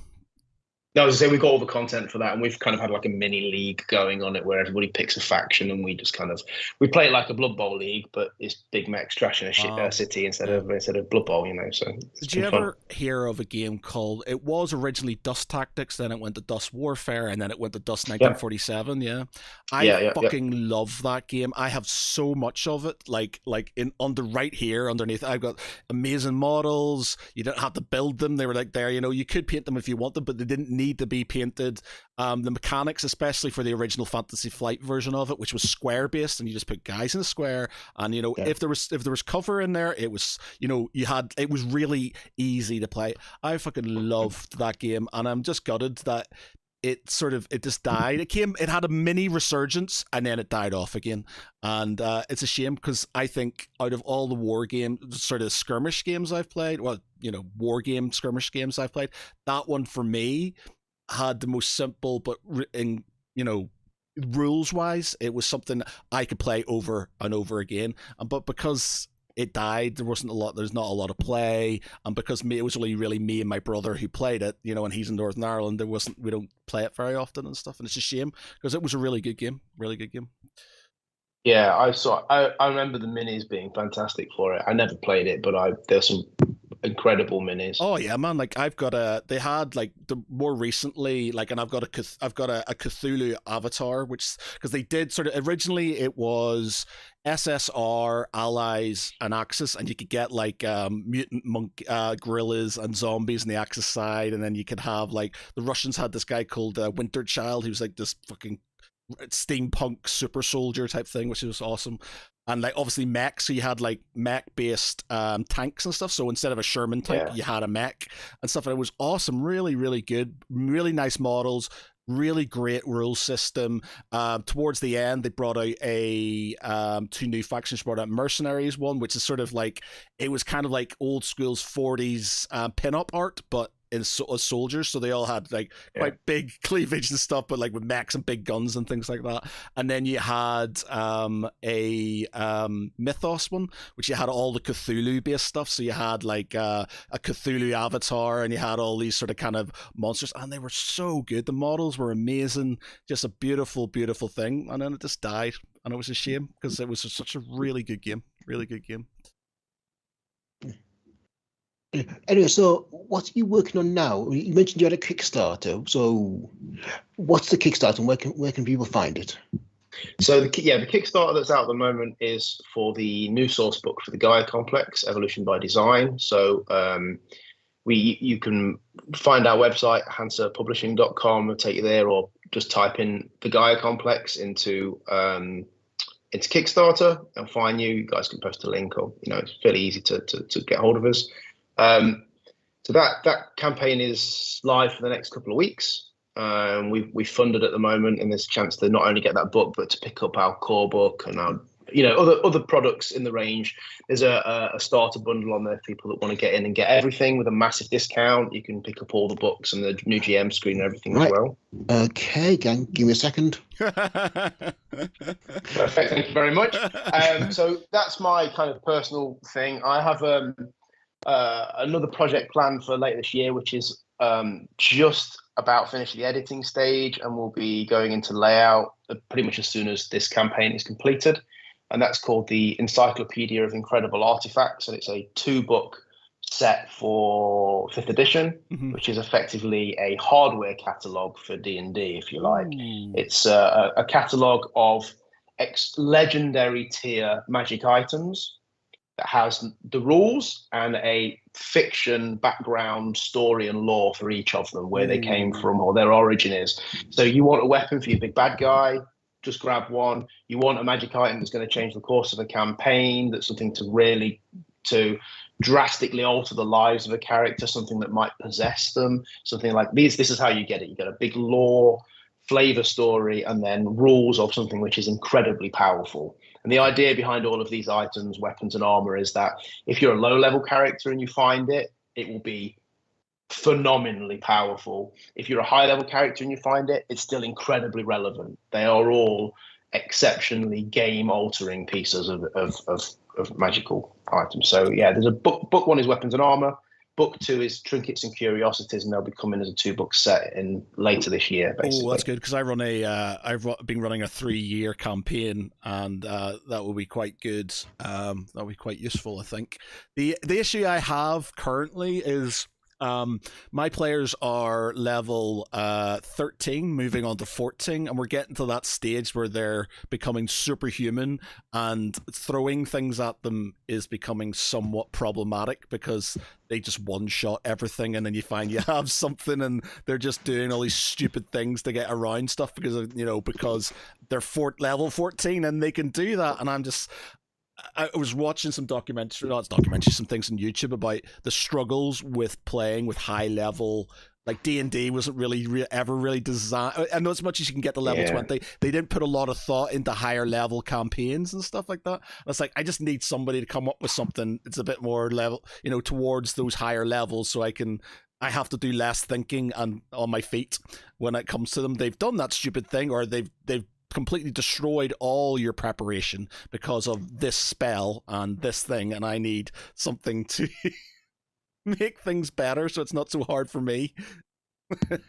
Yeah, there's certainly a few items in the book that will knock them down a couple of pegs if you want to throw those things at them. Yeah, there's an item in the in volume 2 which is effectively a set of dice that is made from the knuckles of an ancient being, and it gives you the rules to play a mini game with it. So whoever's attuned leads the game, and then you play a mini game, and basically you bid with years of your life, and you bid by trade, but you bet your own levels of your character, or you bet your life points, or you bet levels of exhaustion, and basically you bet away your existence, and it will permanently reduce your stats, permanently reduce your levels back. They won't be level 13 for long if they lose the game. Oh, that's awesome. And you get to, it's not just a dice roll to see who wins, a wisdom roll or something. You actually play the game with the dice, like the rules for the game are in there as well. So there's some real altering things. There's an item that will move you out of this reality into an alternative dimension, and you will have to live and survive in a completely different dimension until you find one of these items in that dimension that can bring you back again. Like here's the next 3 years of your campaign in a world that makes no sense to you, where the laws of gravity don't apply. Awesome. So but at the same time, we've got the classic fiery sword and like golden breastplate, like that are imbued with magic. So it's a bit of a mixed bag there for people. Nice. I had some really great writers work on that with me as well. Like it's very much a business thing rather than just a personal project. So that's quite exciting. So that's my own publishing thing, and then my focus externally at the moment is quite heavily on the Conan RPG for Monolith, and very soon we'll be talking about something else that will be coming out of that camp as well. So at the moment, unfortunately, let us know when it's slightly push for the time being. Right. Okay. So I could carry on talking about board games and things like this pretty much all night. But we because you've got suitably nerdy credentials, I think we can end with our little 20 questions thing that we do at the end of some of these, depending on who's online. But so what we have is it's like 20 questions. But we each pick a franchise. It could be like Lord of the Rings, or it could be Star Wars, or it could be The Expanse, or it could be a comic book or something like that. You pick a franchise and you think of a character within that franchise, and then we have 60 seconds to ask you questions to guess who that character is.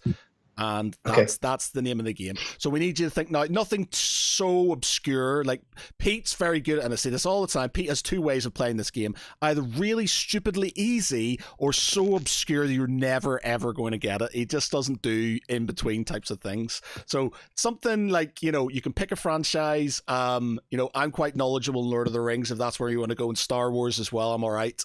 And maybe Game of Thrones too. It doesn't have to be those things. It could be something else. But if you let us know what the franchise is, think of a character, then we have to guess what it is. Given that you know a bit about it, if we go into Star Wars, can we move beyond the movies? Are you all right with a little bit of extended universe? Yep.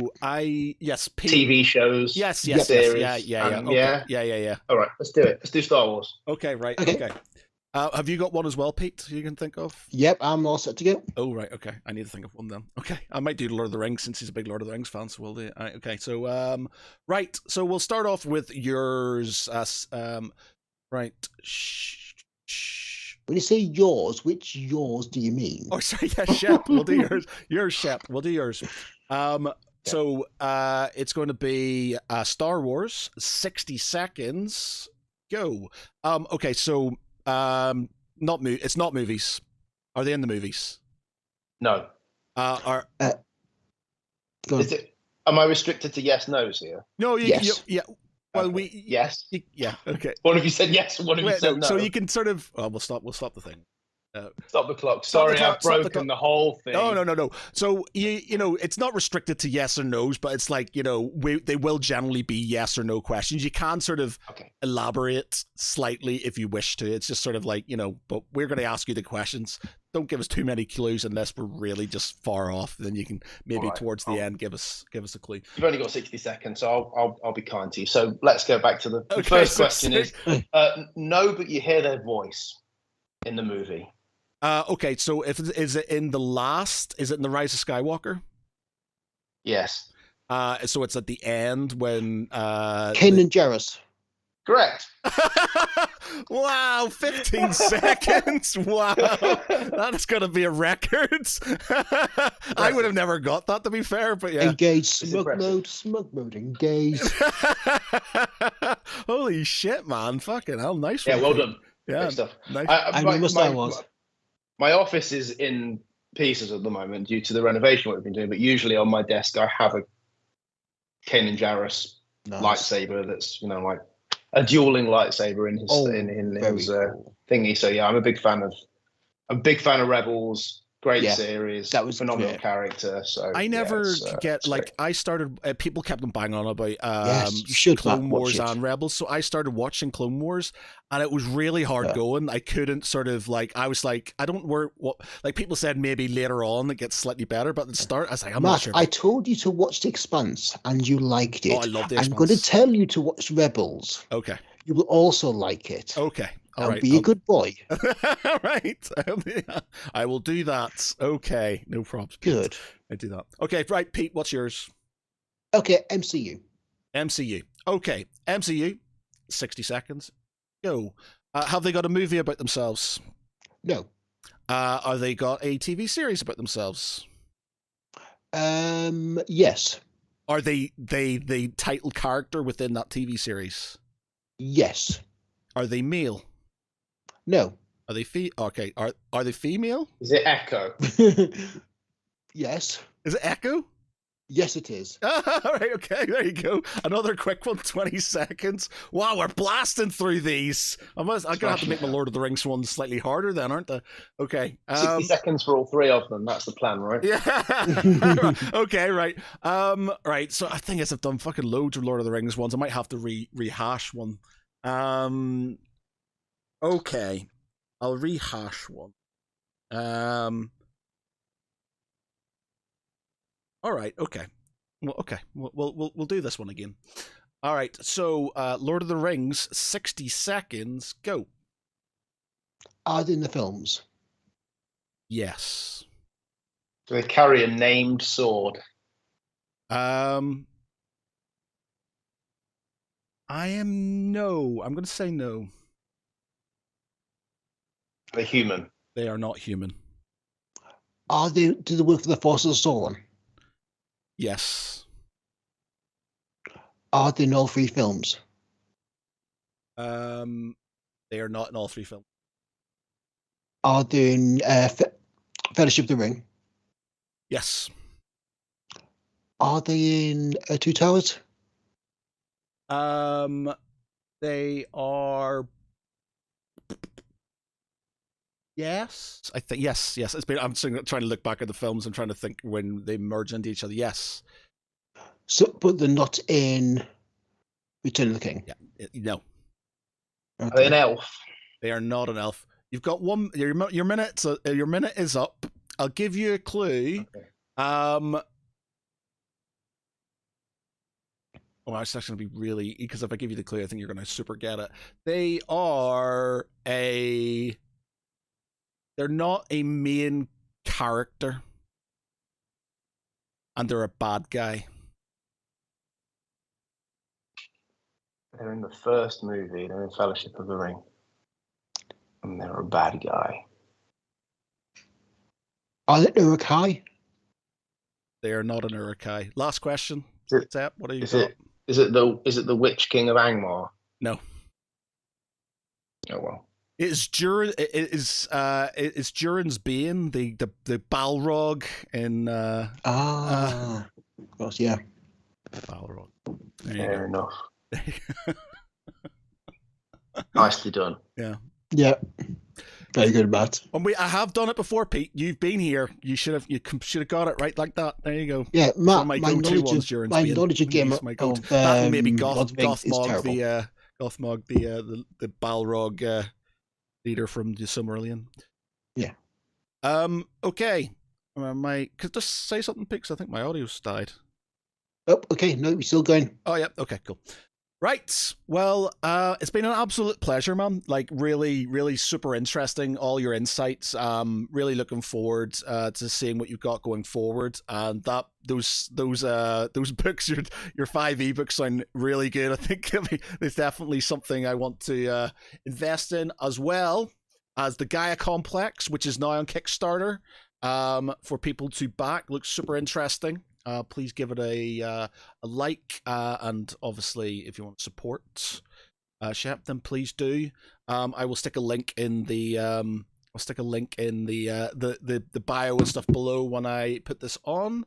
But for tonight, I've been Matt Geary. With me has been Peter Ray Allison. Good night, everyone. And Chris Shep Shepperson. Yeah, thanks very much, guys. Really appreciate it. It's been a great time. Night. Absolute Bye. pleasure. Thanks very much. Bye.